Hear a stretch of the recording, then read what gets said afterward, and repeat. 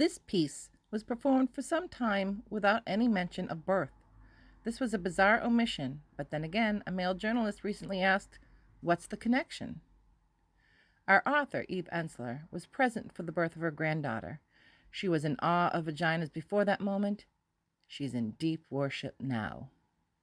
I was there in the room. I was there in the room when her vagina opened. We all were.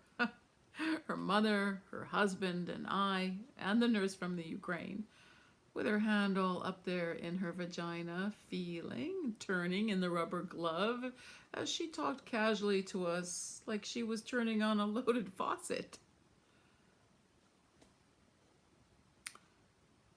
I was there in the room when the contractions made her crawl on all fours, made unfamiliar sounds leak from all her pores. For hours, I was there for hours and hours when she screamed, suddenly, wild, her arms striking the electric air. I was there in the room when her vagina changed from a small sexual hole into an archaeological tunnel,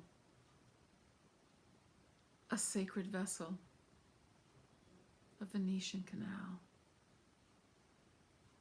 a deep, dark well with a little child stuck inside, just waiting to be rescued.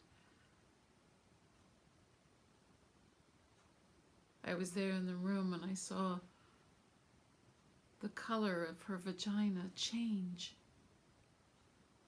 I saw the broken, bruised blue, the blistering tomato red, the blood like perspiration on the edges, the pink, gray, dark, the yellow, the white liquid, the shit, the clots, all pushing out of every hole harder and harder until I saw the baby's head, scratches of black hair,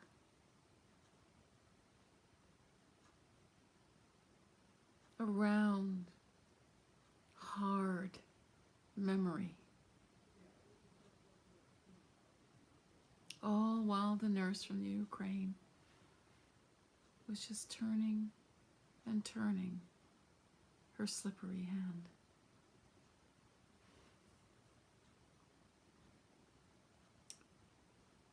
I remember when each of us, her mother and I, took a leg and spread her wide, and we pushed with all our strength against her pushing, while her husband sternly counted 1, 2, 3, telling her to focus, focus harder. And then we all just looked inside her. And we couldn't take our eyes out of that place.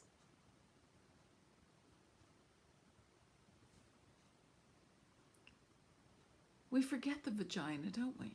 Like all of us. What else could explain the lack of awe? The lack of reverence?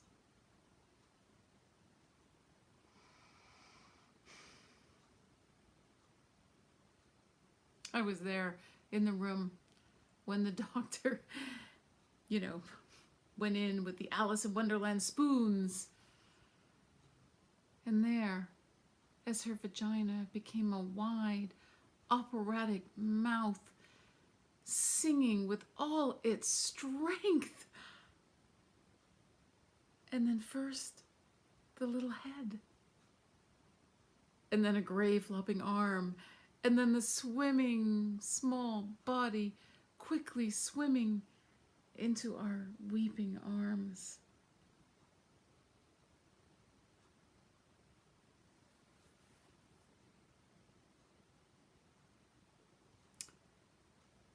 I was there in the room when I just turned and faced her vagina. I stood and let myself see her exposed, complex, mutilated, swollen, and torn, bleeding all over the doctor and all over his hands while he slowly sewed her there.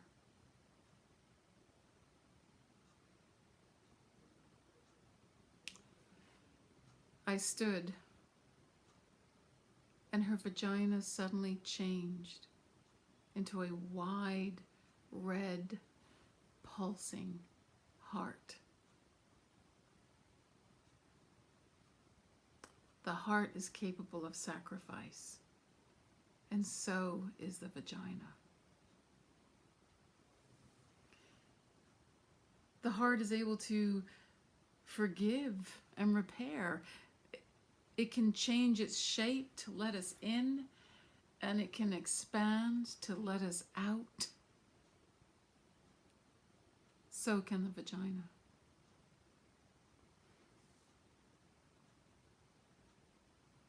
It can ache for us, and stretch for us, and die for us, and bleed and bleed and bleed us into this difficult, wondrous world. I was there in the room. I remember.